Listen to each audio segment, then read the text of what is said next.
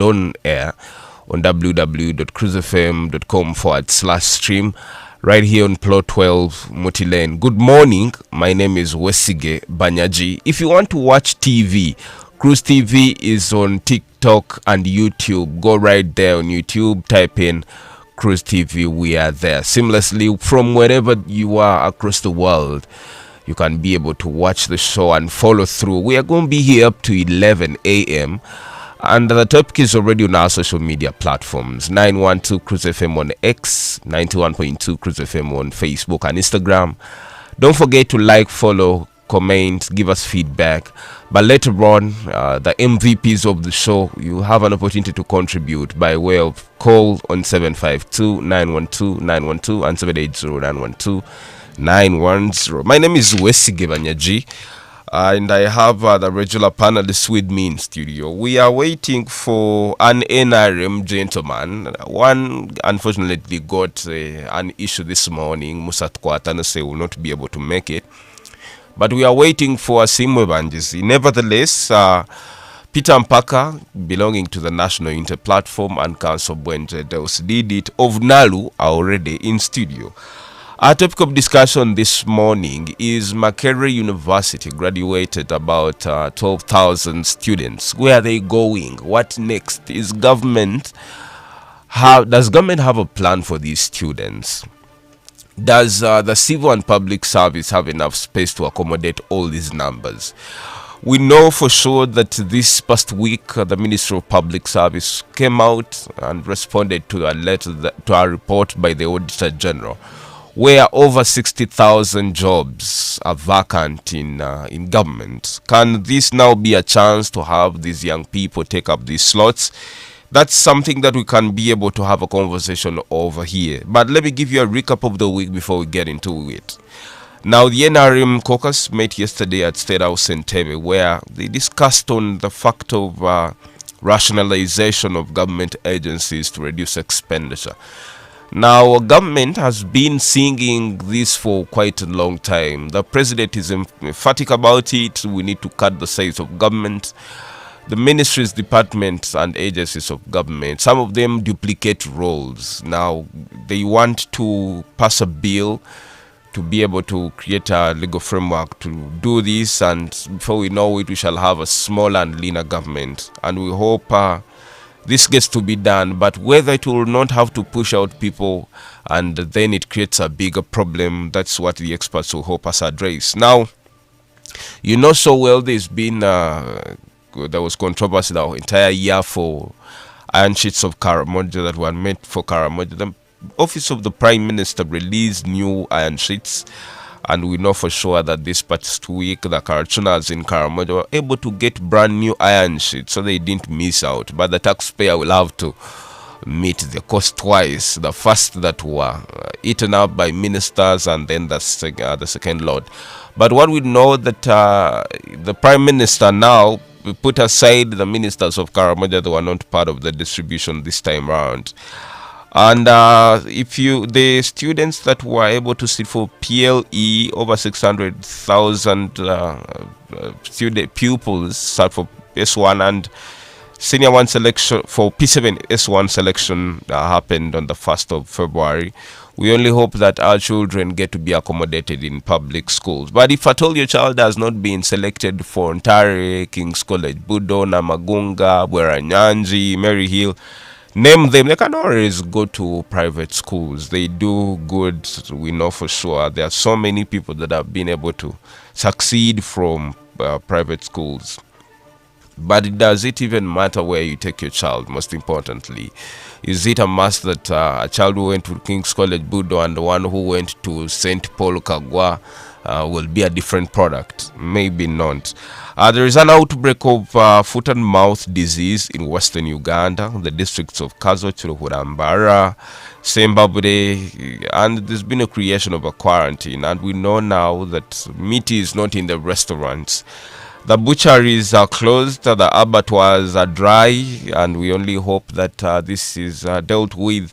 76 billion Ugandan shillings is sought by the government, and especially the Ministry of Agriculture, to roll out a plan to fight the foot and mouth disease. Now, Transparency International Global Corruption Index Report 2023 is out and revealed that Uganda has failed to make progress in the fight against corruption. So we're still down on corruption. We only hope that those that occupy public offices really respect their calling. Disagreement broke out in Masaka among the leadership of the NUP. Remember, the president of the party appointed Matthias Mpuga to deal with the contradictions that are within Masaka, and yet he's at loggerheads with the city mayor. Now, yet they belong to the same party. There's been some kind of confusion there, and we only hope they're able to resolve it for the growth of democracy, especially within that young party. The Ministry of Works has banned roadside vending on all roads across the country. Even here in Bar, for those that sell their merchandise on the pavement, on the sideways, Ministry of Works is saying stop it, and you're banned from doing this. Let's have how the week was, and we get into our topic. Good morning, Council Bwenja, and welcome to the Big Set. The pleasure is mine. Of course, I want to start off from a bad note that it is very sad for the Minister of Works to purport to ban these roadside vendors, because these are actually, most of them are widows. They are old ladies who are trying to struggle for a living. Of course, the breakdown in the social structures and the family structures have left them wounded. They are struggling with their orphans, of course, the scourge of the HIV and stroke AIDS. I want the minister, of course, to bear in mind that even if these people are evicted, they should have an alternative place to go.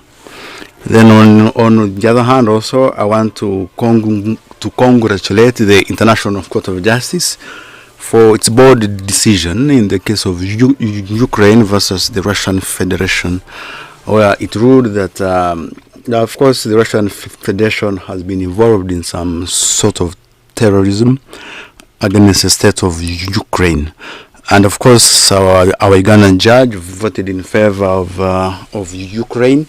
But of course, that's not to say that her vote or her position is the position of Uganda as a whole, because she does not represent Uganda there. And of course, I also want to mention that we keep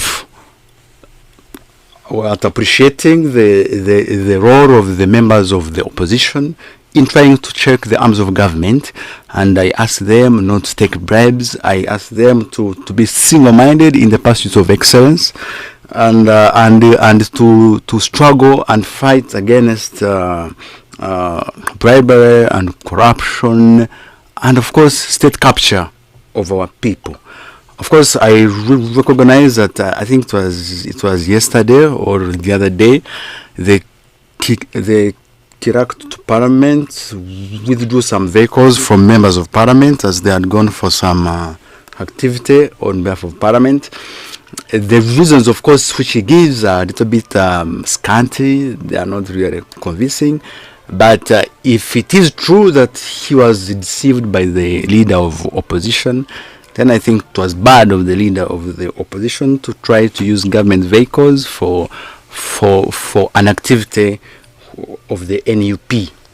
And of course, as I finish my introduction, I want to encourage all those proprietors of schools, of secondary schools, who of course are planning to take on senior ones. I encourage them to reduce on their fares. Recently, the High Court has ordered the government to put a cap on the charges in private hospitals, because those charges are exorbitant. Dead bodies are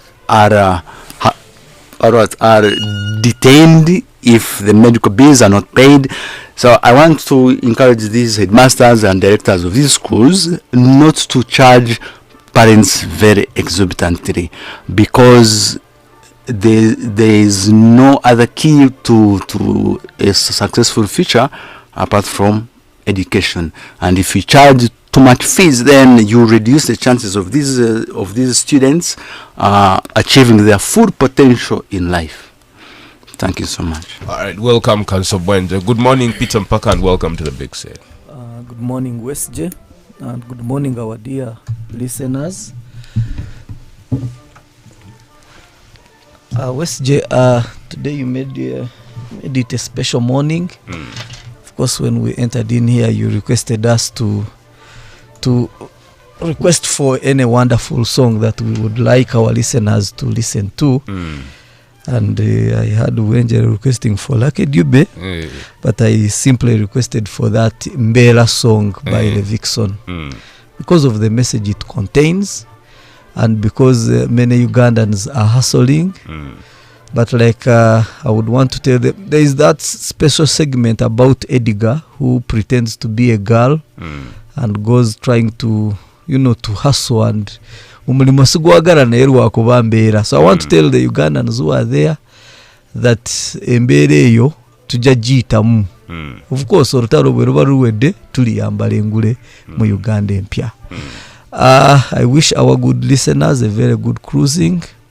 I saw the council when we are coming here. We've been complaining and falling down every time we are coming to CROOZE FM. Our multi lane is not worked on. But they worked something and then they stopped there in the corner. Amafuta gawedebo. Did the tractor run out of fuel? They didn't walk all the way up to Cruise Gate or up to Kacheka down there. Indeed. So we still demand Mukomewo. We know that there is enough fuel for there is enough money in the road fund. Please, we still ask you, council, the people in the city council, to send the tractor and it completes our, at least come and finish. Stop on Cruise Gate immediately. Don't stop in the corner there. Did you see the budget for the Katete Bridge, about 6 billion shillings for that budget? Yes, that was also one wonderful welcome, because I myself, I had protested over that road, that bridge, and planted there banana plants. So our activism is working, and it's a welcome advance. Although it is also a double payment. We remember that some time ago, a lot of money was put on that bridge, and people just came and put those sheets. So we still call on to accountability and seeing that our city our infrastructure is built in the right way it should be. All right, let's stop up for a break. We'll be right back into the topic of discussion. Good morning. It's tough, it's bold, it's real politics. The Big Seat on 91.2 CROOZE FM. Great music. Great music. Great friends. Great friends.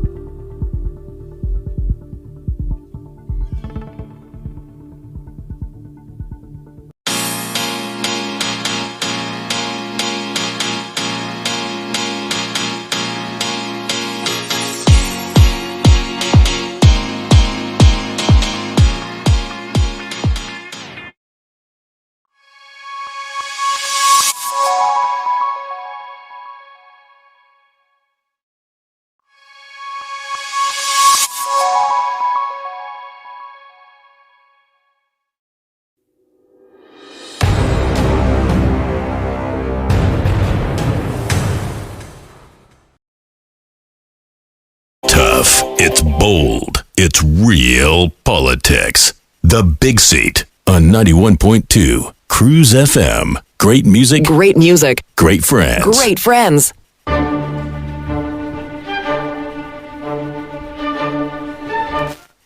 Welcome back from that very short commercial break. 25 minutes after 9 o'clock on Western Uganda's biggest radio station, 91.2 CROOZE FM. Great music. Good friends, we are right here on plot 12 Muti Lane in the heart of Mbara City, the land of milk and honey, where we base 12 years of being Western Uganda's biggest radio. And the big sit happens every Saturday morning, 9 a.m. to 11. What we talk about is everything that pertains our social livelihood as Ugandans. Let it be governance, let it be democracy, let it be law and constitutionalism. Everything that has to do with that, we bring in the experts, the ordinary Ugandans, especially the people from Western Uganda, to have a conversation about the issues that touch in a very important way every Ugandan. Now, our topic of discussion this morning is centered on, does government even have a strategy to create jobs? We know that Makerere University, the premium university, the biggest in the country, and definitely is rating very well across the continent, churned out about 12,000 graduates yesterday, up to yesterday. So the entire week from Monday, they've been graduating these students, from PhD holders to masters to undergraduate. But the question is, does government have the slots to absorb all of them, knowing that starting out in the private sector is not very easy? We know that government, indeed, the public service, acknowledge that there are so many positions in government that are not occupied. The question of why, when we have so many young people roaming around without jobs, is something that we're going to be talking about. And just to pose it with the rationalization that is being proposed by especially the president to reduce the size of public and civil service, where ministries, agencies, and departments kind of duplicate roles. So the president and they kind of had consensus over the rationalization of government departments, agencies, and ministries. Will it be the silver bullet in dealing with the inefficiencies of government, and will this now not throw out the jobs? To discuss this and much more is Council Bwenje Deus Lidi, who is a lawyer, Peter Mpaka, who is a member of the National Unity Platform. We are supposed to be having Nicholas Banjizi. I will keep repeating that because I don't want the public to think we've allowed the Peter Mpakas of this world to have their way without any kind of rebuttals or truth. Yes. So let me start with the Council Bwenje. Yes, please. Council Bwenje, you saw the graduates. Does government have space for them, and what should be done to help the young people find jobs? Yes, thank you so much. I even actually saw the brother of the NUPA president, I think Fred Nyanzi. He was among the graduates there. Of course, and I thank also other members of the opposition who made it on that day, as well as any other person who managed to get a degree, a diploma, or a certificate. Now, of course, the definition of unemployment is that it is a scenario where a share of the workforce is available for employment. It is employable, but the jobs are not there. It is employable, it is ready to work, but there are no jobs. The unemployment rate of Uganda is around 4.28% officially. But of course I doubt it, because when you walk along the streets, you don't see people working. People are seated. People are drinking alcohol. So you wonder, this 4.28%, it is so small, okay, compared to what we see on the streets and elsewhere. Of course, it is strange that out of around 32 universities in Uganda, which churn out around 110,000 students or graduates per year, and of course Makerere contributes around 30% of the same, and the government can only accommodate around 8,000 of them. So where are the rest going? So what of course has calls for an improvement in the private sector, but unemployment is a very big issue in any democracy, because if a workforce is idle, then it is a recipe for crime, for instability, actually even instability in the state, and of course it does not augur well for the future of a young nation like Uganda. It is strange that even the capacity is not up to 100%, because of course, as you said, instead of around 130 jobs, it is on around 66,000 which are filled up. So you wonder who is occupying the other half, and if it is not occupied, why? And so it shows the fact that the NRM government really is not 100% committed to realizing 100% employment rate, of course, and it is bad, because when you don't have a job, not only do you become a burden unto yourself, but you also become a burden to your friend and colleague and to the society as a whole. And of course, as a third world country, one of the causes of our status being in the third world is lack of jobs. Our people do not have jobs, and of course, if you don't have a job, you do not have enough disposable income. You don't even have the ability to get a loan, because if you can't pay a loan, how can you get a loan? And so it all goes down to the principles of the NRM government. Of course, economic empowerment and emancipation starts with employment, either in the public sector or in the private sector. Of course, also you might want to know that around 70% of people who have jobs in government have got those jobs through the back door. They have not got those jobs on merit. They have bribed. Some have had to have sex for those jobs. So the quality of the staff that we have alone is in question, because their employment is not meritorious. Okay, so it is influenced by some undertones. Well, of course, I've also seen the Minister of Public Service and Finance trying to say, you see, there is we don't have where to accommodate them, but a state, an independent republic, it must have where to accommodate them. It must build factories. It must strengthen institutions. We have always had a problem with the Uganda Human Rights Commission because of its frequent excuses. We are understaffed. We are under-equipped. Now, when they are understaffed and the government is not taking in more, so what are these institutions doing? So what at the end of the day, these institutions of government and government itself, they become a burden to the taxpayer. And of course, not forgetting the fact that their staff, many of them get hefty salaries for no work done. Right now in our state, you hardly find a working institution, and an institution where decisions are made from within. They do not have to wait for orders from the president, from the brother of the president, and so forth. So we are, as a young nation, I think we are struggling with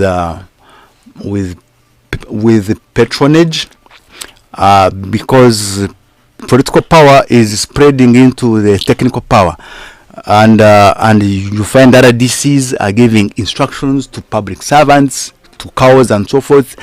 Here in Koso, of course, you find a chief magistrate being summoned by the other DC to attend a security meeting, and you wonder now, a magistrate being summoned to attend a so-called security meeting, and in that meeting you find the state attorneys, you find the DSOs, the DPCs, and the chief magistrate is there, and they are pumping him or her with all sorts of information, propaganda, lies, that you see these people should not be granted bail, and so forth. So you really see that even our courts of law are not that independent. And so when such a magistrate or a chief magistrate goes to attend that meeting, the people who came to court have to start court until when the meeting is done. And now you wonder where is the quality of delivery of services. So I continue to call upon the judiciary of the Republic of Uganda, I think, to come to their senses, really. Let's not surrender our power to these political appointees, the RDCs. I think I've already stated that as Ugandans, we are captured.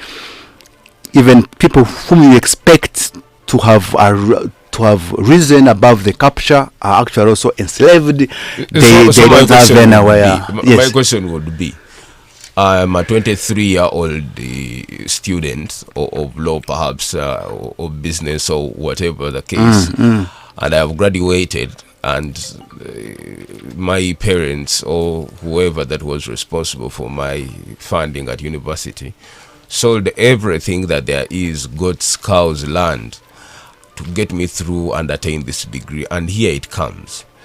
And when I tune into the big seat, I hear the voice of Council Bwende simply telling me the state is very hopeless, the country is under state capture. Exactly. Yeah. What would then be where would the hope lie? Because yes, you see, there's no law which stipulates that you should work in Uganda.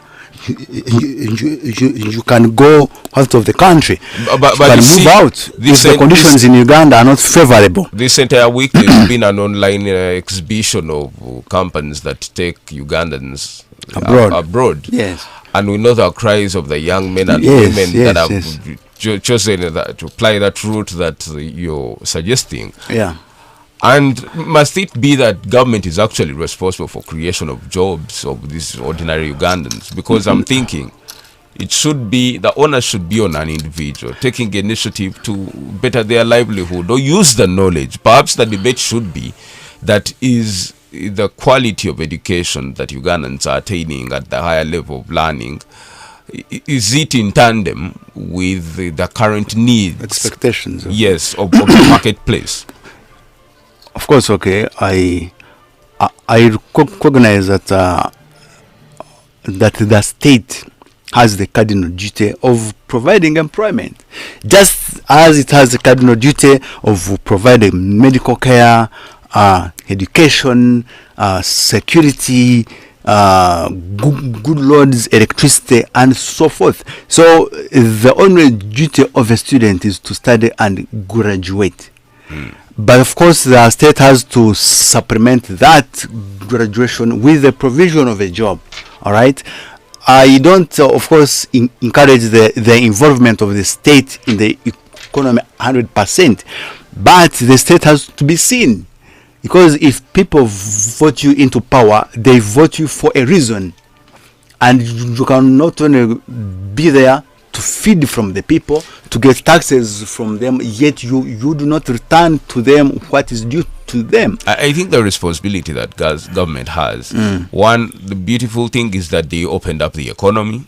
So there is nothing like government has monopoly of the economy. So the role that they have to play is simply sell Uganda as a very good destination for investment, reduce the cost of doing business. We have all these people from across the world bringing capital here.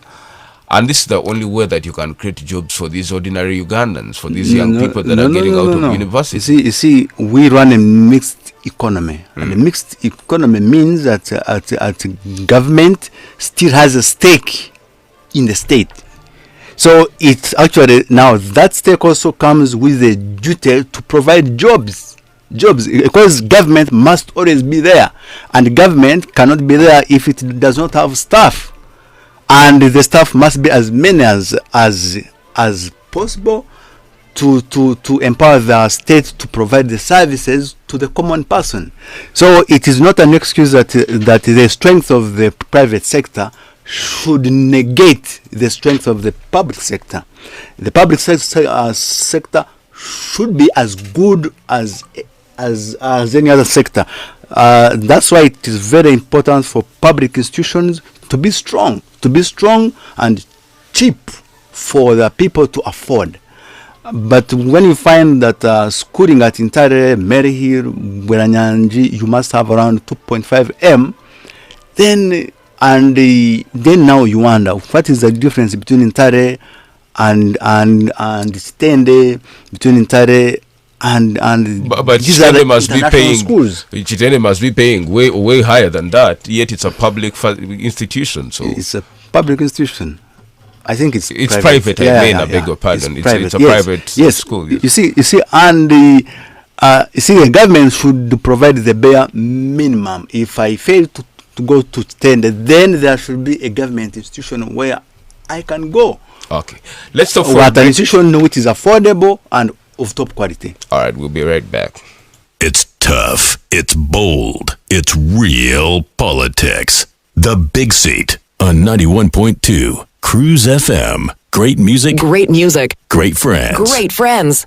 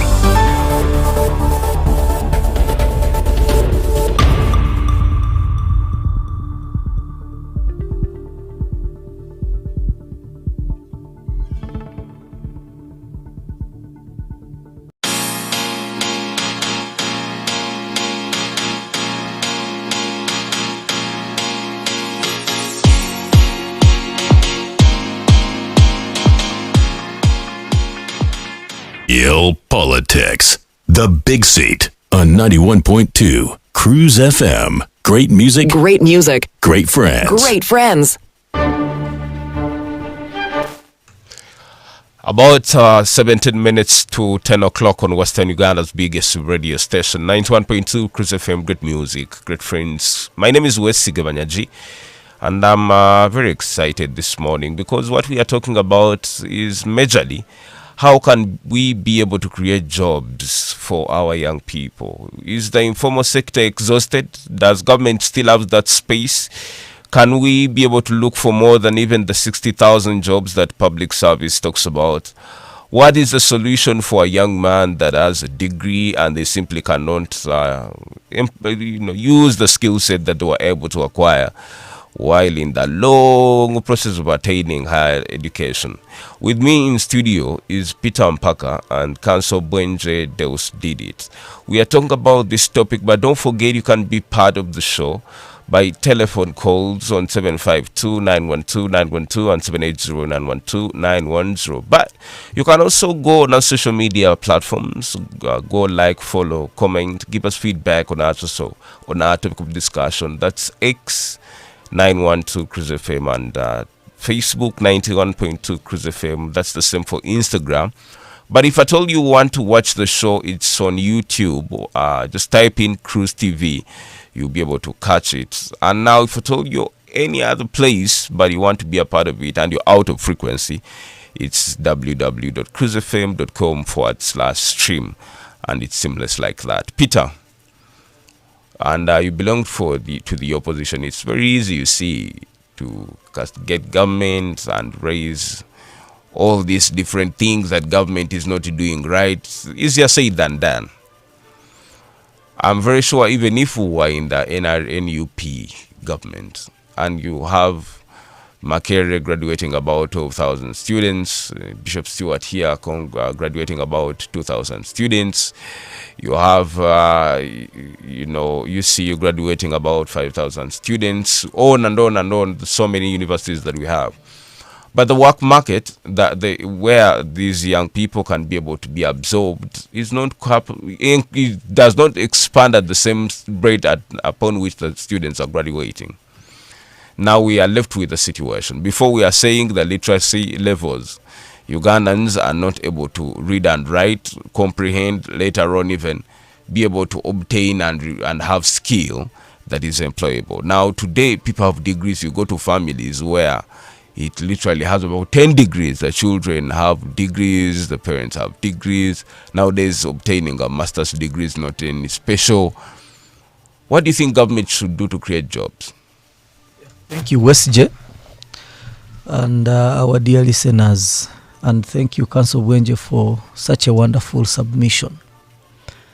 Now, it's not only universities that are graduating people or students into the workforce, but we also have a pool of people that we don't seem to see who drop out of school at P7. Like with the announcement of the PLE results, I'm sure that there is a very big pool of people that are not going to go to secondary school and will rather join the workforce. I think in a week or a few days from today, the O-level results are also going to come out. And there's also a pool of people that we are going to lose that we don't capture at all, Mr. Banyaji. Even at senior 6, once the A-level results come out, there is a big pool of people that we are going to again lose. Now, the unemployment in Uganda is a creation of President Museveni and his insatiable desire to stay in power, because President Museveni knows that as long as a people are poor, as long as a people are frustrated and hopeless, then they are governable. I keep imagining if President Museveni had maintained his 2 terms of power, today the government of Uganda would have employed at least 4 different presidents. And those 4 presidents would have come perhaps with their different teams. And maybe there would be some form of regional balance. Maybe one came from the north, another came from the east, another came from the central, maybe again west. So you would have some form of regional balance which would cater for balanced growth and development in the different regions. So what we see today is something that I can say is systematically programmed to keep the black man behind, to keep our society in undertones of unemployment. Because if somebody is not economically empowered, then there is little that they can contribute. Actually, West J, partly this is the reason why many young men, people who would be contributing to the growth and development of this country, to the economics of this country, that's why most of us, the Mpaka Peters, the Wenjes, and the other big group of people, I may not mention names here, we have joined politics. We have joined politics because there is no employment out there. Somebody studied a degree, but they are in politics. Somebody studied a wonderful course, but there are no jobs. They are driving borders. Somebody did a very good job, a very good course, but they cannot be absorbed, so they are making bricks. So where you have an economy, actually you mentioned it, that is largely informal, but you do not have government strategically investing in the informal sector, then you are bound to have a very big pool of people who are contributing little or nothing into the economy. And that's what results into the simple frustration that we see and hopelessness that we see here in the country. So you asked me a question and said that even if it was the NUP, even if it was any other government, I think the first thing that government needs to do, we need to think about is, why did we say that when somebody is at 65, somebody is at 70, I think for judges, should be able to retire or should be able to, move on and then create space for these other young folks to come on who are energetic, who have the ideas, who have the zeal to contribute to the growth of the country. So I think as a country we need an antidote in very many spaces, including the education system itself. Because the way we are taught to look for jobs. We are not taught to create for jobs. Those who have thought out of the box and created jobs and tried to be self-employed, created some businesses. I can tell you that 85% of businesses that are started on individual effort in Uganda, they don't celebrate the first or second anniversary. They are met with all these kind of harsh regulations, harsh taxations. Like I can tell you, they have brought now property tax. When you're on the street, you will find there is street parking, there is loading and offloading. All these, there is ground rent, there is licenses. But still, it would not be surprising to tell you that the tax per capita in Uganda, how much each individual is able to contribute to the consolidated fund, is actually among the lowest in the whole world. Meaning Ugandans do not actually pay taxes compared to what other countries are able to remit. You see, for you, SJ, you are an expert economist. But for me, I'm talking from reality, not from the facts. The fact could be that the per capita, like you've termed it, is little. But for me, I'm talking about the challenges the Muntu wa Wansi faces, because we are discussing but why are we having not paying taxes. Why are we having? But I'm telling you that people are closing businesses because of taxes. Their businesses are failing because of the challenges they face out there. Maybe hinged on the point that I already mentioned, that government does not invest in our informal sector, which runs about 75% of Uganda's economy. I think if government was giving maybe incentives, maybe considering that these are P7 graduates who didn't get a chance to continue, they have started a garage, let's find a way of helping them with their mechanics. These are senior 4 dropouts who stopped at senior 4. They have started a welding company. They want to be let's find a way even of helping them export their windows, doors to Congo, where we are making roads. This is a team that is making bricks. Maybe let's see how to give them this machine that can make the cement concrete bricks. What government is doing, it is inviting Indians. You just walk around Mbarara, the road going to Kampala. There is an Indian who has put a machine that is making pavers, making concrete bricks. I mean, this should be a work that is, you don't need to bring an investor from India to come and invest in making concrete here. There is a Chinese man who is selling sand on Shell Makenke there. Do we need an investor from China to come and sell our own sand from Ruera? I think these are things that government should, I think the one of the body that is really failing us is the body called the Uganda National Bureau of Statistics. I think they are not capturing certain elements of what is happening in Uganda. We don't know, we don't follow. If somebody, the first lady, Mama Janet, was complaining, a certain group of people start P1, but then at P7 we don't see them. Do we follow them? Do we know where these people end up? Are we able to strengthen our vocational training institutions?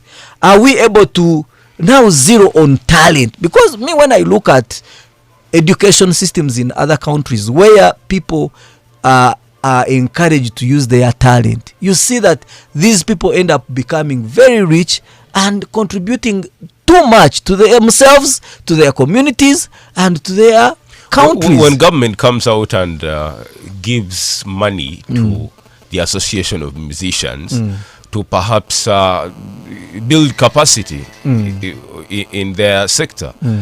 The opposition is always up in arms. Look at what Museveni is doing and his government. Simply investing over 30 billion shillings to a couple of small group of people called musicians in this country. Yet we know for sure for the last about 15 to 20 years, we know how big a sector like music, how much money it has created and growth in the economy. Wouldn't it be right that now the opposition would think of only complaining about what government does, even when it works out right? You see, what has eaten up our society, West J, and dear listeners, is the politics. The music industry has been here in Uganda for a very, very long time. When have we had government of Uganda investing into the music industry? Not until Robert Kyagulanyi Ssentamu, a renowned musician, came out and joined into this public politics. So you see that the money that has been put there is for the wrong intention of mobilizing musicians for the sake of the president. And actually the money was given directly by the president. There should be a department, maybe Ministry of Sports, and maybe it can even be expanded to include maybe some other department, that you people, if you have organized yourselves, you are, because you may give it to an individual and an individual disappears with the money. But if it's an association of musicians, an association of people who wield doors, an association, there is a lot of works, by the way, WSJ, that happens in the ghettos of Katwe. Go to Katwe there. You want a motor for something, they will give you. You want a grinding machine, they will give you. These people are doing scrap. For example, people are in scrap. Are we able to follow up and know that these people are in the informal sector, number one? They have employed themselves. They are trying to kuyiye and see batovana dunia. So how can we come in and support them? Okay. So whereas we are crying for unemployment, I think our president has run out of ideas. He's simply a tired man, and we need fresh blood to rationally think about the Ugandans and their fate. When we come back, we shall talk about the aspect of startups. Is government able to support startups good enough to create enough jobs? In our second hour, good morning. It's tough. It's bold. It's real politics. The Big Seat on 91.2 CROOZE FM. Great music. Great music. Great friends. Great friends.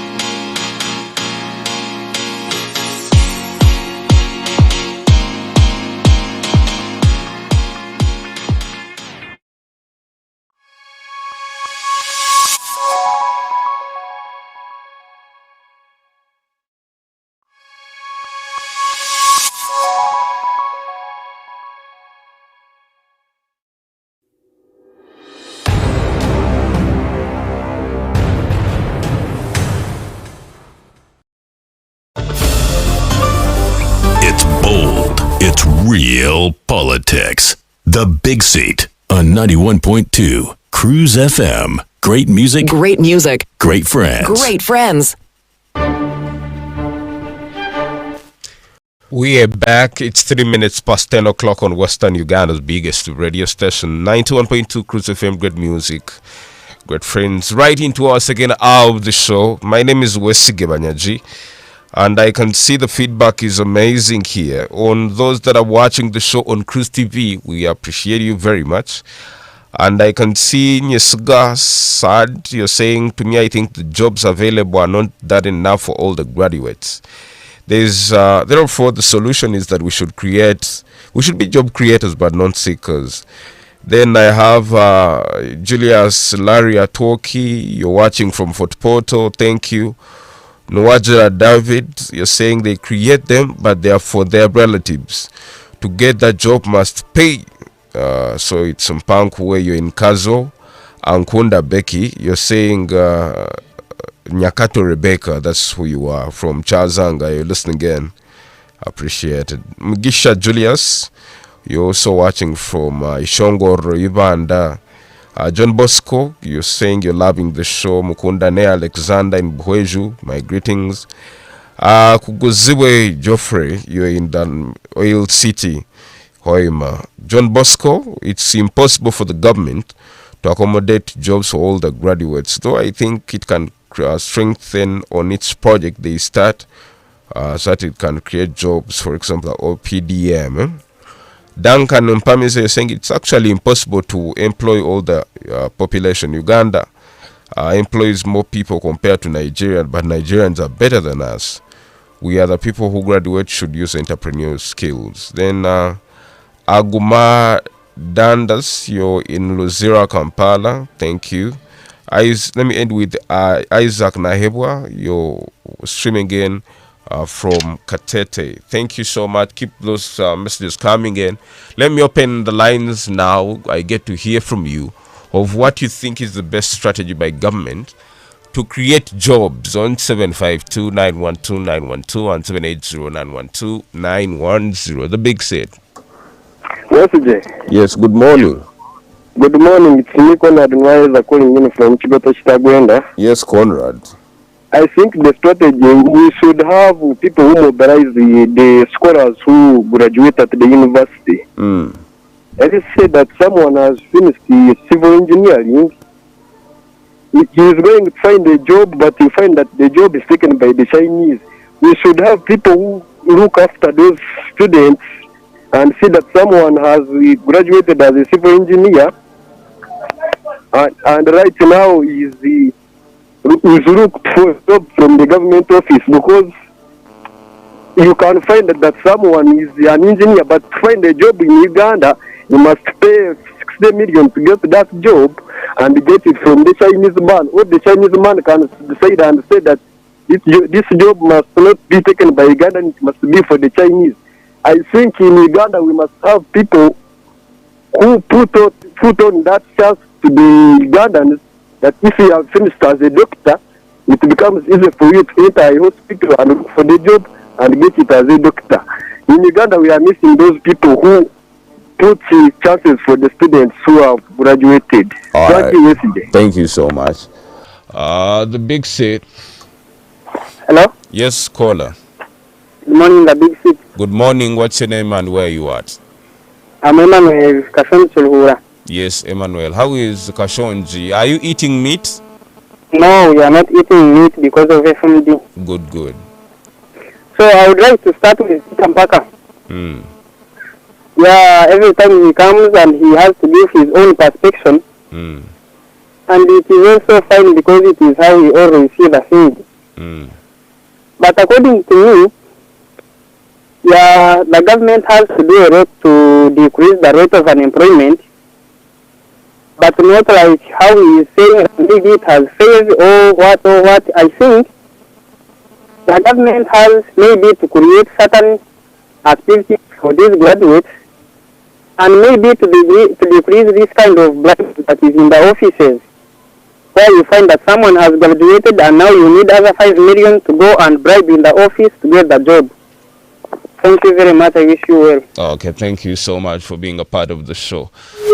We just lost that call on 752-912-912 and 780-912-910. The big set. Yes, caller.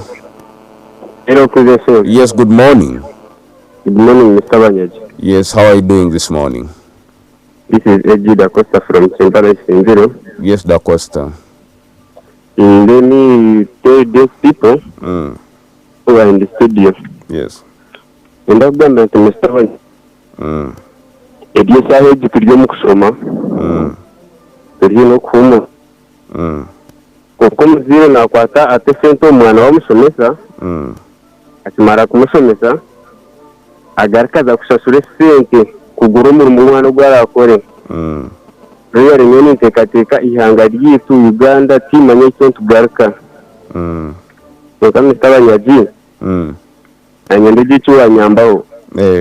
Yambe. Imo morning addiction njani kiravukiza muno kandi ntekateka no bono jumanya. Kare nkahongora ka center morning addiction challenge. Aka nkankanta bayirije namba yanje kubikwata na yenda kare mwenji kwereze odi bampere bansindi chaka sente. Ningsawa sindi kom Facebook, go to Facebook, CROOZE FM ogaruke mo sindi kama zina na namba yesimu. Ninza kubagambira bambe tafai. Kare bari. Aye. The big seat. Good morning, Banyaji. Yes, good morning. Sabo Matanaso Nyakawachera streaming from Kampala. Yes, please. On the issue discussed about really there is no solution until the government changes system of education such that we can study commute jobs other than seeking for jobs. Greetings to Wazungu Godfrey from Laka, it's Kwasanese Robert from Kachera. Thank you. Thank you so much for taking time to call us. On Facebook, Golden Collins is saying the government is having free vacancies. The same government is saying there are no jobs for the country. Personally, I think government is making Ugandans suffer economically so that they can rule them in poverty. You're listening again from Rugazi in Bara here. Aaron Mwesije, I can see you. You're saying thank you to Council Bwenje. Truly, most of the employees that I have in government have a question. However, the standard of job seeking in public service has also not been based on merit. It's even worse now that all sectors of government. You're saying my concern is government should be able to orient and create awareness that what they study in universities expand the economy for employment opportunities. Right there at Uganda University, you're much appreciated. Then let me go to Akamanda Naho Fred. You're at Comprehensive College. Enoch Tuliama Hebwa, you're listening in from Saudi Arabia, and you're saying to take my take on this one, government has not done enough to create jobs for the people because these vacancies were revealed by the Auditor General. It's just numbers in the report, but the truth is that there are no jobs for all and little ones available. Thank you for listening again. Namanyanoman, you're in Bubare Kashari, Shabomwe, Tanansi. You're saying the officials should just change the education system to enable us study to create jobs instead of seeking jobs, you know.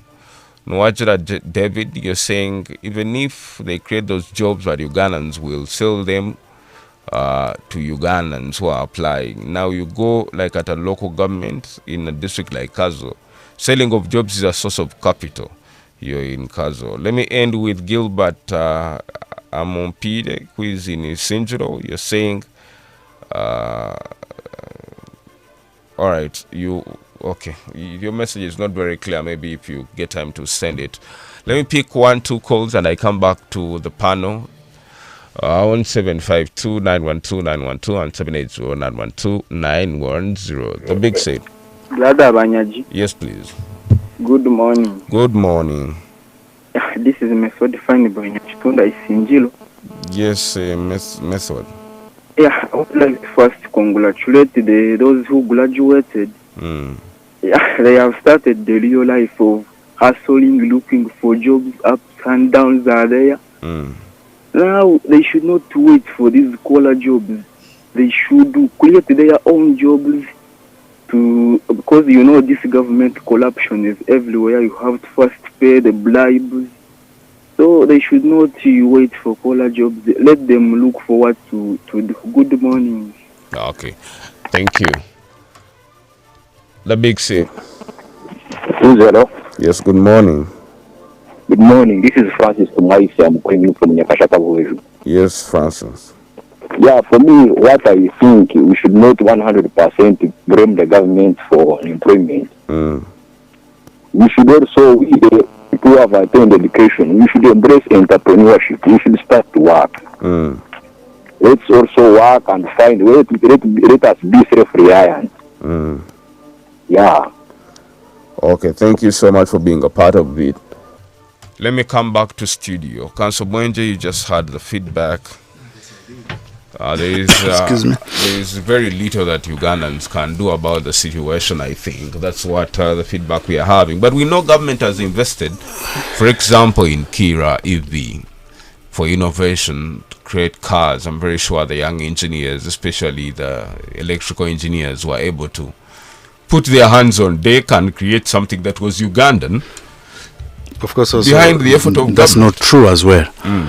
Now, that bus is not made in Uganda because the raw materials do not come from here.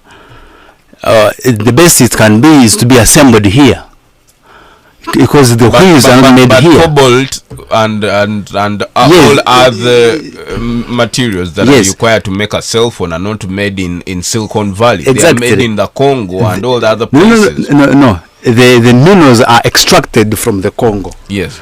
But the products, the phones are made in the Silicon Valley. Yes, but then the same could apply. So until the material Uganda is made in Japan. Yes. But the car is made in Uganda. No, you see, made in Uganda is not the same as made by Ugandans.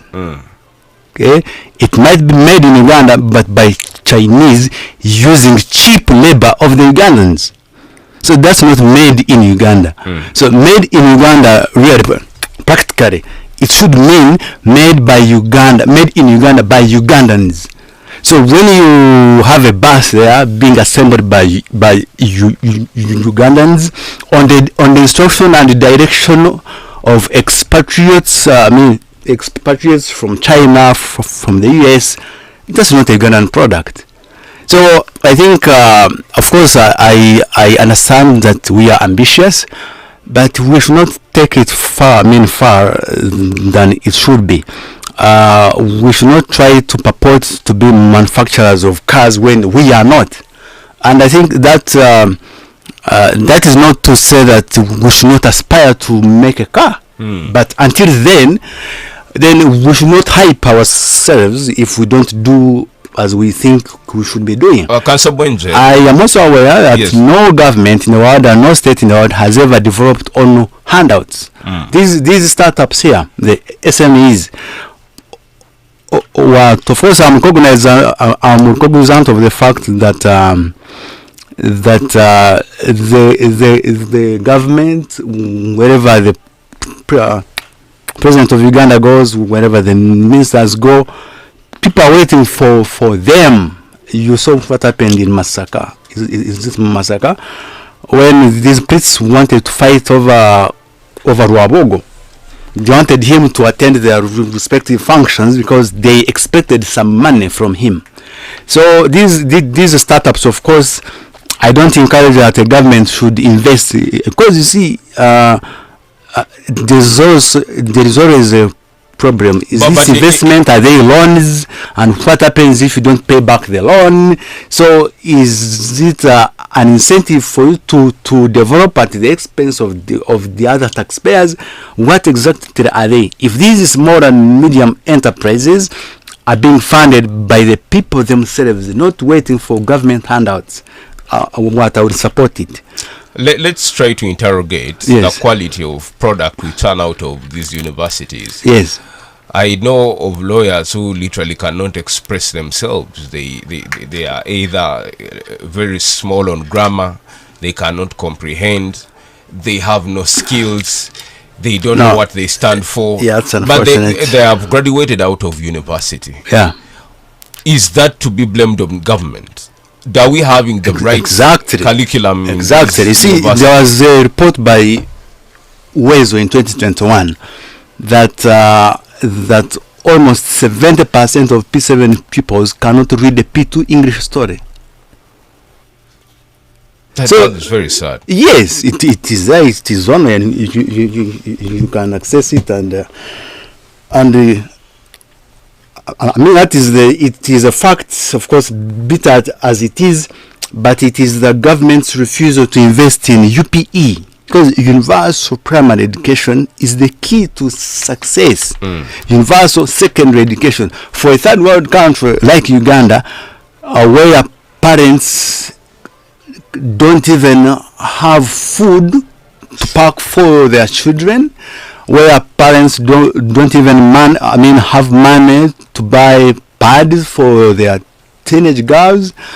You need these schools to be empowered, to pay teachers and staff, but not necessarily from students, because their parents don't have money.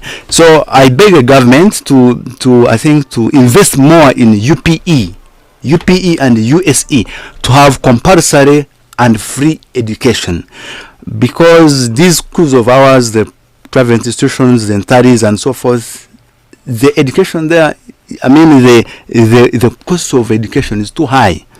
It's too high. And of course, the dividends are there, yes, but to earn those dividends, you must have spent a lot. But the quality, I'm talking about the quality of the person. Of course, now, if you are in P7 and you cannot read an English story of P2, then of course, even if you go to university, you see, it says that what you sow is what you reap. So if your P7 was poor, you don't expect anything good at campus, because the English that you learned at P2, P4 up to P7 is the same English that you have to use to pass your S6 and campus. So I'm cognizant of the fact that our graduates at university, of course, are mediocre. Some, of course, can't even write a letter, which we are taught to write in P4. But they struggle. But of course, that is all a fault of a poor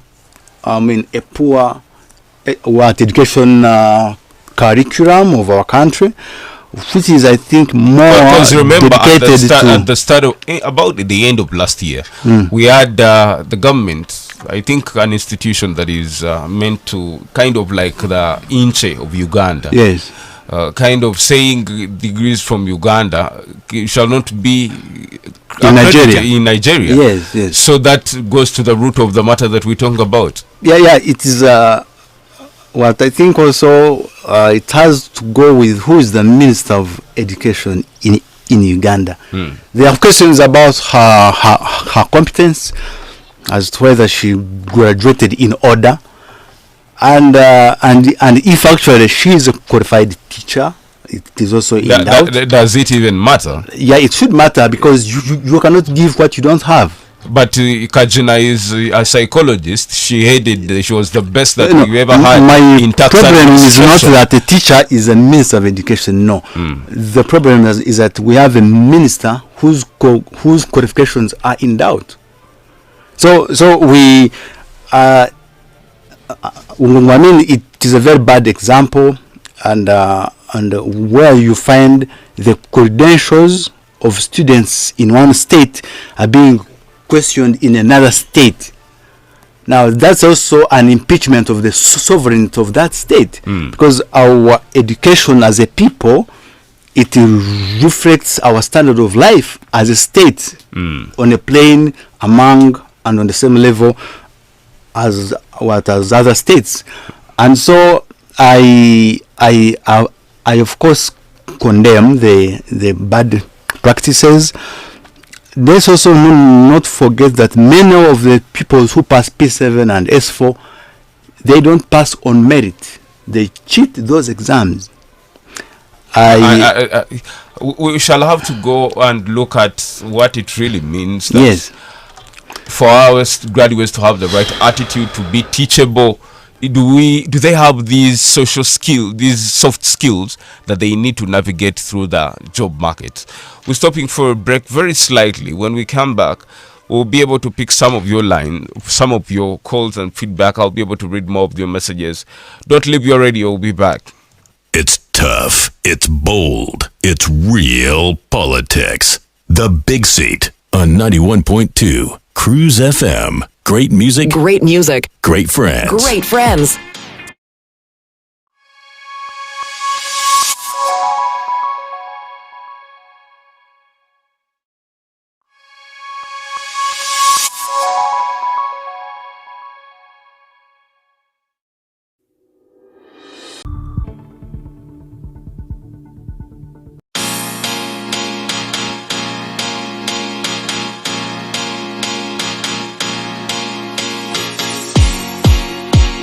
Real politics. The Big Seat on 91.2 CROOZE FM. About 24 minutes past 10 o'clock on Western Uganda's biggest radio station, 91.2 CROOZE FM. Great music, great friends. I want to thank all petrol stations. Yes, I know Total in Revicorna, I know Rubax here at Kubiri, and there's so many radio stations that never change their radio from CROOZE FM. We love you the same way. And for the supermarkets day to day there, I always enter in for shopping and I just hear CROOZE on, and there's so many other supermarkets. You do us good. Let people shop as they enjoy that experience. They are given the best music, the best education as far as information is concerned, and everything. All this for the last 12 years we've been doing, and even much more. Don't forget that it's just the second month. You know, it's too early, so you can still keep enjoying and giving us feedback on what you think we can improve on. And don't hesitate to bring in business right here on Plot 12 Muti Lane. We are always open to kind of scale up your business. Don't wait for November when we have to give back that you get to advertise with that. Come through and let's partner and get to grow your business. My name is Wesige Banyaji. The conversation this morning is about job creation. Globally, this is a matter that gets government out of power or in power. The promises are always there. The manifestos of all different political parties and thinking that when you create jobs is when you can have the support of the people. Now, Uganda is no exception. We know so much that young people need employment. Unlike in the other countries, especially in the West, where the countries actually work hard to sustain their government. Here in Uganda and in Africa generally, the government must work so hard to sustain the people. We had 12,000 graduates coming out of Makerere, and there's so many other universities that churn out the young people to get it, to find a job and sustain life. The attitude of Ugandans that is being let into the market, is it the right attitude that can be able to impact the economy and learn and grow and improve? Are Ugandans innovative enough to create opportunities? What is it that we are doing wrong? With me in studio is Peter Mpaka Bwenje Deus did it. Let me get to Peter. Peter, we've always had employing Ugandans is a wastage of time. They are lazy, they come to work late, they don't take their work seriously, they can't even make basic reports, they can't write proposals, they are docile, they are not productive. We rather bring in, I know there's so many hotels now at management level are employing Ethiopians. In service, it's Ethiopians and some Banyarwanda. I know that Kenyans took up the hospitality industry, that one completely. We know now that so many people, as for us who are taking teachers to Rwanda and other in Namibia, now for us here, other countries are coming here to take up our jobs. What is wrong with the Ugandan who can not be able to up their game to add value to the job market? You see, Wasije, I think this is something that requires a national dialogue, a national discussion, because we need to ask ourselves, we Ugandans, what are we good at? what is our strength, what can we do, and it's at its peak. What are our weaknesses and what can we solve? And these are questions that really call for the leaders, for leadership, to identify right from the beginning. You see, Westj, I remember our education very well. When you reach in senior one, they give you 15 compulsory subjects. And then you start struggling with the 15 compulsory subjects. Then when you reach senior 3, they tell you drop some. Drop those you don't like. Then you pick out and drop. And then later in life, you start even asking yourself, but I was studying the geography of the Alps and whatever, what did it help me? So for me, I think it still goes back to us finding a specific antidote for our education system. Why can't we strengthen vocation? If we identify that our students, our children in right from P3 or primary 1 or even kindergarten, if we are able to understand that this one is not good at writing but is good at speaking, why can't we nurture them in that line? Why can't we create academies? I mean, look at the European football business is one of the richest businesses in the world. Indeed. You have these superstars who have personal jets, who buy villas, and they contribute to the economy very well. Can't we have? You see, you have under 7 academy, you have under 9 competitions, you have under 13 competition, you have under 17 until you become a real player, and then you can join maybe the Premier League and so on. Can't we have a replica of the same? And the same is done in every other sector. You find people are trained to be that they enjoy. I read a statement, and it was saying that people are rarely successful unless they have fun with what they are doing. Absolutely. If you are not enjoying what you're doing, Westj, you cannot be successful. It will be boring. It will be a heck. It will be stressing. I have to go and drink chalk. Let me go and just teach for the sake of the money. I have to go to so you find people are just in the classroom teaching, but they don't even imparting the knowledge into the student. So at the end of the day, we have these lazy students because even the teacher was lazy. The talent of the teacher is football. The talent of what the teacher enjoys most is coming to the radio here and he plays his music and he enjoys that. So for me, I think the government should study that. The leaders, us who are aspiring to be leaders, we should also put our ear there. Now, the challenge comes with the whole setup still. For example, government recently revitalized Kahaya Technical School. Before, it was a school for the poor. It was a school where you would go and pay some 200,000 and the child studies. But go there and see now, after building that structure, it has also become some sort of Makerere University. People cannot manage it. So I'm saying that we need to understand the government. Actually, I agree with the caller, although I'd even submitted it, that the government is using the education system to take away money from us, make us poor so that we are ungovernable. So what is eating us is politics. What is eating us are these bazei who want to stay in offices. I want to be the RDC forever. I want to be the director of the organization forever. We need to create space for the young blood and see what they are able to contribute to our economy. Okay. You discussed back something. Back in the day, you talked about something to do with vocational education. In the day, and I think even now, I still have a bias individually, but I know very many parents who don't find it very easy for a child to finish S4, and then they used to call it branching. You branch off to an institute.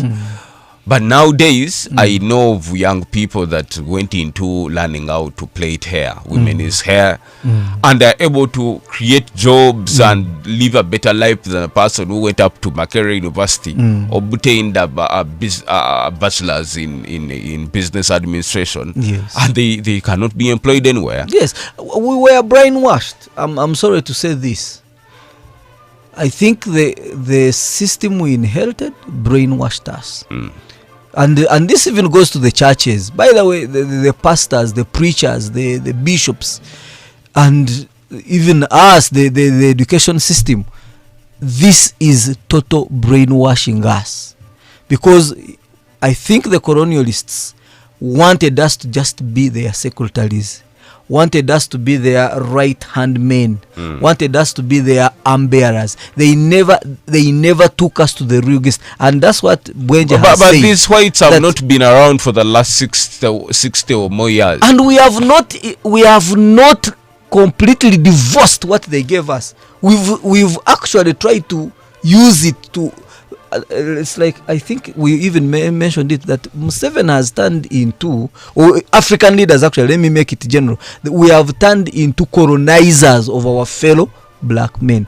And what is helping us? Religion and education. So for me, I think this brainwashing, we also need to deal away with it. That my child, because let me tell you, whoever is listening to us, that what the world needs from you is a skill. Even you is going to go and you become a doctor, you go through all those.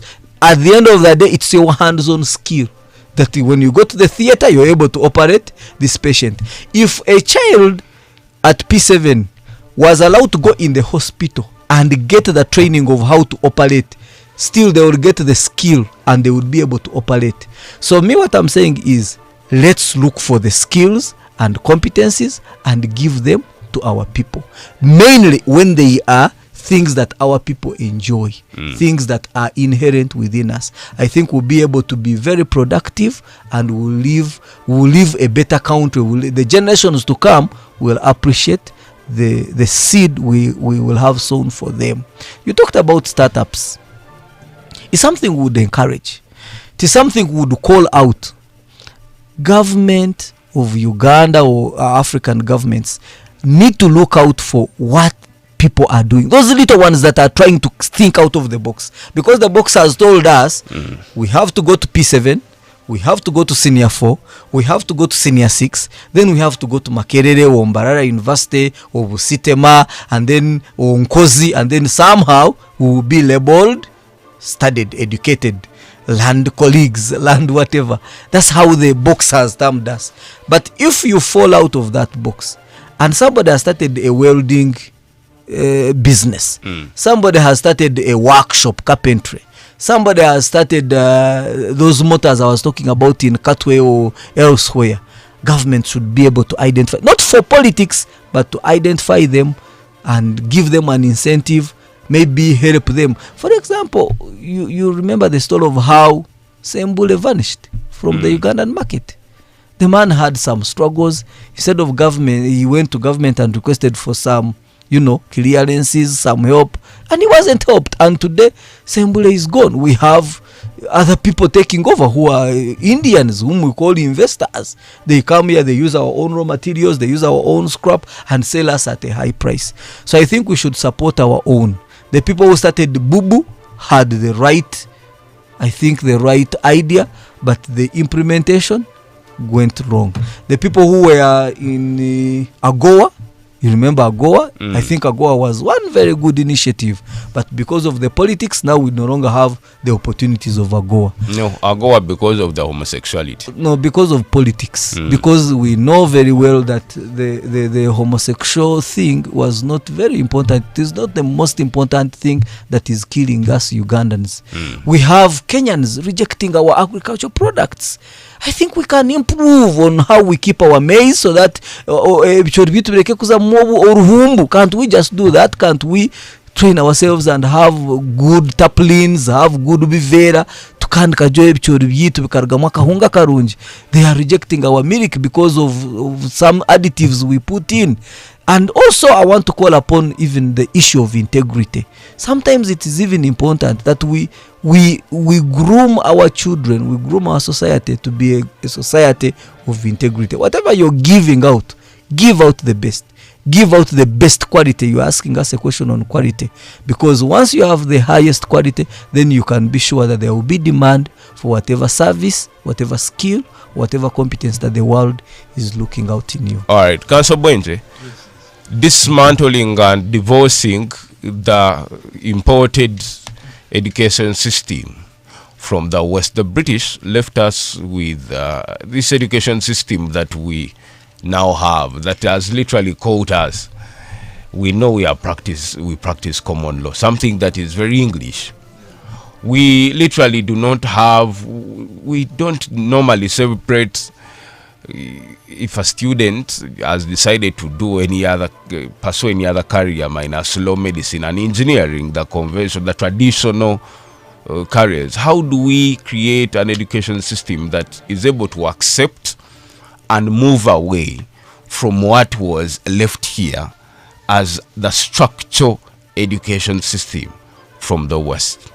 Now, the system from the West is not bad, really. It's not inherently bad. It is how we interpret it and we implement it.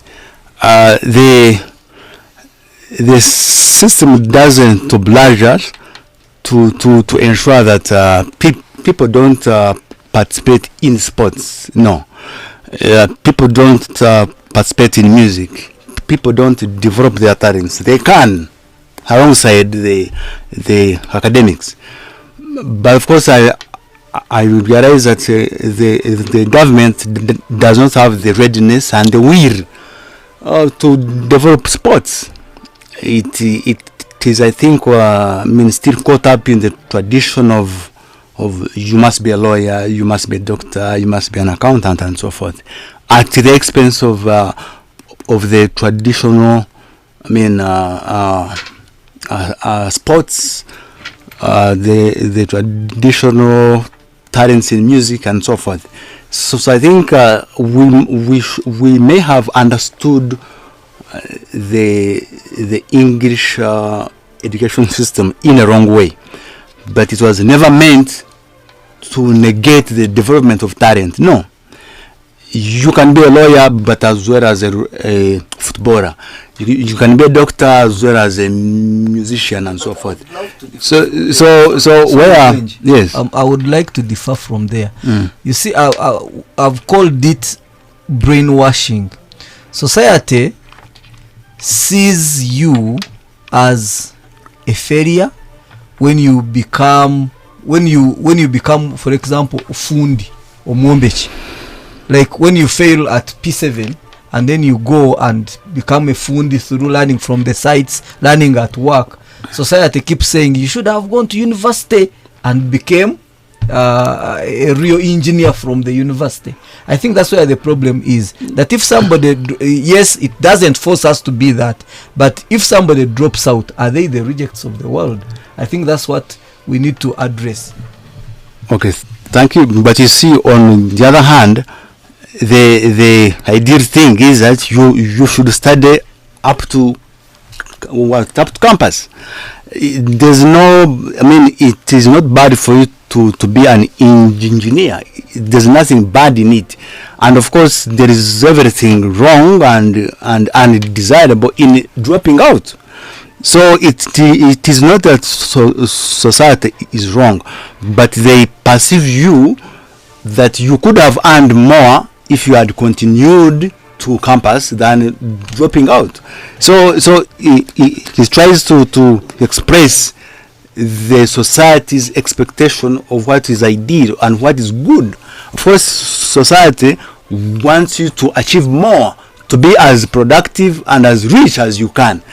And so when you drop out of school and then you become a fundi, of course the society is not happy. Actually, the society is saying that we would have loved if you had continued.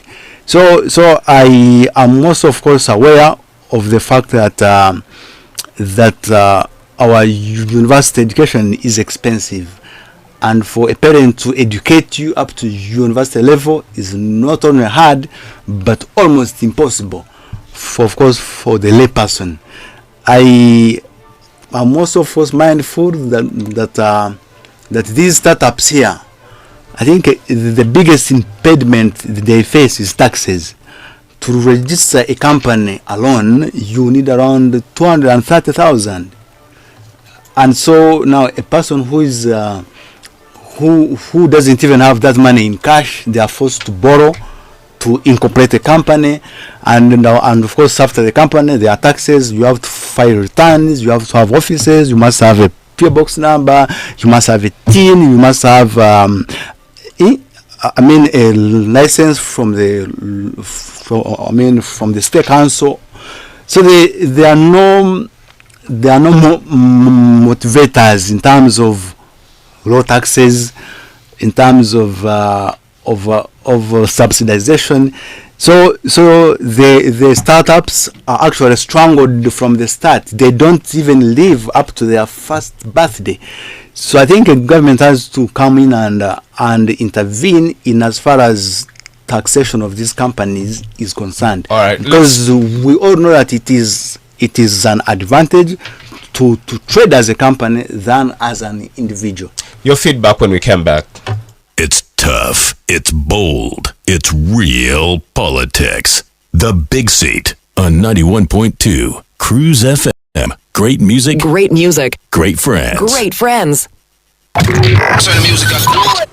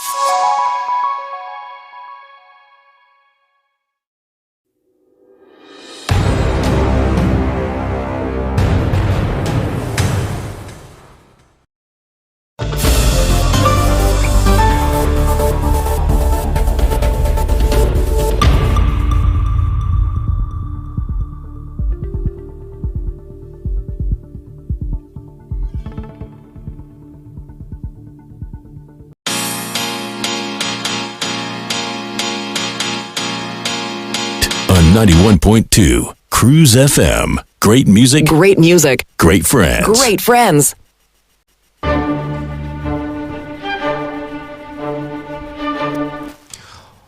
On our final lap of the show, I want to appreciate you all that have been a part of it from where we started up to where we at. About 12 minutes to the top of the hour.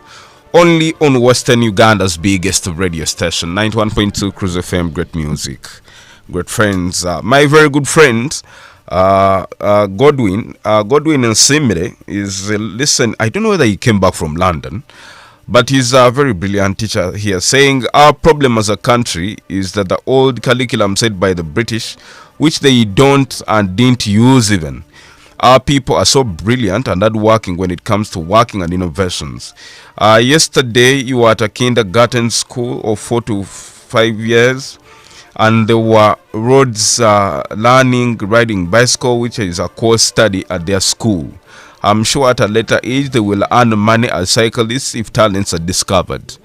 There is discovery, our talents in our children, and we produce competent, innovative future. Education department needs to change as of yesterday, and we go for skill development. Godwin and Simid, I want to appreciate you so much for always taking time to listen to the show and giving us feedback. And you're saying much appreciation to Bwenje and Mpaka. Adonia Sijire, my good friend, is also listening to the show. I want to thank you so much. And all students of Bishop Stewart University, especially the Faculty of Law, that are listening in, I want to appreciate you. Godwin, greetings to the people of London. I only hope that the pounds, since it's the hardest currency that we have here, it will come in flowing all the way. Good luck there at what you do, Godwin and Simire there. Now call us and get to contribute to the show on 752-912-912 and 780-912-910. We're almost getting out of here, but let's get to hear from you. 0752-912-912 and 780-912-910. Those are the numbers that you can be able to call in and be a part of the show. The Big Sid. CROOZE FM. Yes, good morning. This is Jordan Morata. I'm straight up in Chamkoshen. Yes, Morata. Haven't I talked to you on this topic before? No. Okay. To the matter. I think it is the concern of the parents to teach the children when it is still early. Okay. These jobs of hands like bricklaying is after education. They look for what to do, not to yearn for a job. Then for a brighter future even. Okay. I'm always listening and I'm straight up in some coaching. Thank you so much. We appreciate you. On 752-912-912 and 780-912-910. If you cannot call, please take chance and send us messages. We shall be able to read them, really. If they are short and precise to the matter, I'll be able to read them. Just like now, on Facebook, I have Enoch Turiahebwa. You're listening in from Saudi Arabia. And you're saying, well, the messages, but I'll get the message back on 752-912-912 and 780-912-910. Let me pick two calls and we get the parting shots before we get out of here. On 752-912-912 and 780-912-910. Yes, caller. Hello. Yes, please. Thank you for this program. Thank you too for listening again. And it somehow encourages us to know more how politics is in Uganda. So how Peter was talking to the way how this Museveni was, how it makes people to get so frustrated. Okay. Let me get to the studio. What would you tell a person who was given a degree just this week and they are getting into a very unknown space? The expectations are really high and they have to keep on life. What do they do? Thank you, Westja. I will talk to the one who got a degree, but I also talk to those who didn't make it to that success. Number one, to those who made a degree, please think out of the box. That degree paper that you got, if you're able to get an opportunity, maybe because of Gamba Nogu or because of anyway technical know-how, as we call it, that good luck. I wish you good luck on the job. But if you find yourself not getting a job, please don't stay on the streets making applications. Just find a way of using that knowledge you got. For example, if your degree is medical lab sciences like my own, you know how to you get a microscope and start up a lab, get your own business and contribute to the community around you. Don't just sit that because you have a degree, you're waiting to work with IDRC or you're waiting to work with Mbara University or any hospital. Use that skill, create your own job. Now, for my friends, those who didn't make it, maybe because your mom, your parents didn't have school fees, maybe you dropped out somewhere because of some reasons, you got pregnant, it's not the end of the world. We still need you. We still have you. You still have a breath. Try to see that you do something that you can have fun with and you'll be successful.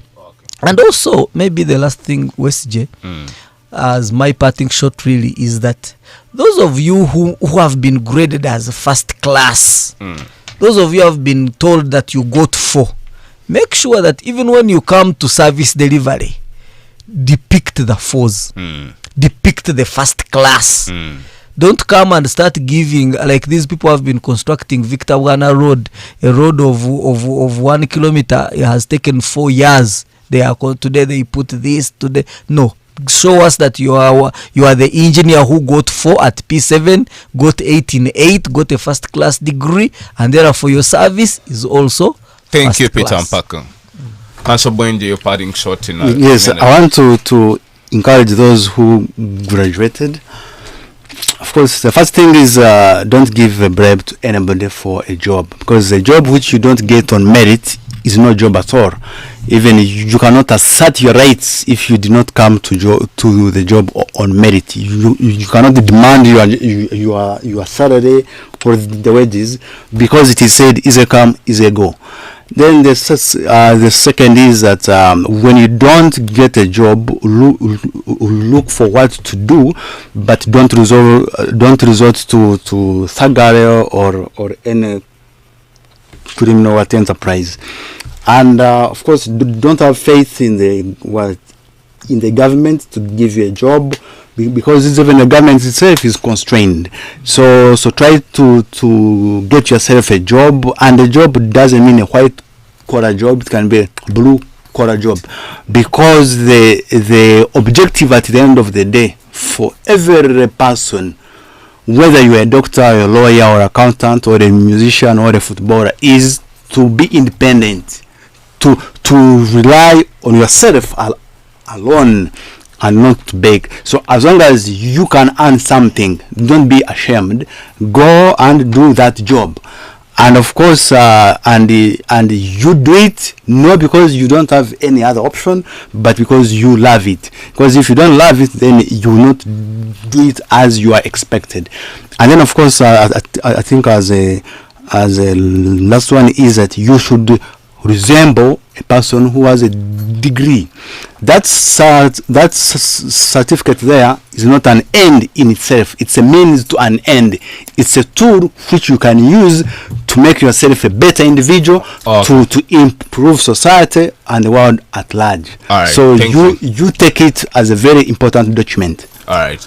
My punchline this week is that I read a book called The Boy Who Burnt the Degree by Boaz Opio, and it clearly indicates that all that is in a degree is the piece of paper, the transcript that you are given. The most important is what actually the experience you endured and went through, all that training. Please use it to value the society that you live in, but also most importantly to yourself. You've been a big part of the show. I want to appreciate you so much. You've been great company. For those that have given us feedback, we want to appreciate you very much. Let's meet next Saturday on the Big Set. We are out of here. God bless you. Have a fantastic weekend. The views expressed